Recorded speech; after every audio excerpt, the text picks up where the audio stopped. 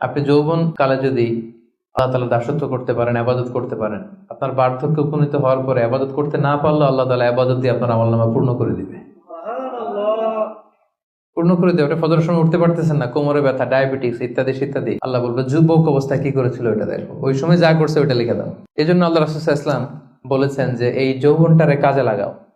আল্লাহ রাসূল সাল্লাল্লাহু আলাইহি ওয়াসাল্লাম বলেছেন 5টা বিষয় আসার আগে 5টা জিনিসকে কাজে লাগাও। তার মধ্যে একটা হচ্ছে শাবাবাকা ক্বাবলা হারামিক, বার্ধক্য আসার আগে যৌবনকে কাজে লাগাও। সিহহাতাকা ক্বাবলা মারাদিক, অসুস্থতা আসার আগে সুস্থতাকে কাজে লাগাও। গিনাকা ক্বাবলা ফাকরিক, গরিব হয়ে যাওয়ার আগে তোমার ধনাঢ্যতাকে কাজে লাগাও। ফারাগাকা ক্বাবলা শুগলিক, ব্যস্ত হয়ে যাওয়ার আগে অবসরটারে কাজে লাগাও। হায়াতাকা ক্বাবলা মাউতিক, মৃত্যু আসার আগে জীবনটারে কাজে লাগাও। এই জন্য যৌবনটাকে যেন আমরা কাজে লাগাই প্রিয় ভাইয়া।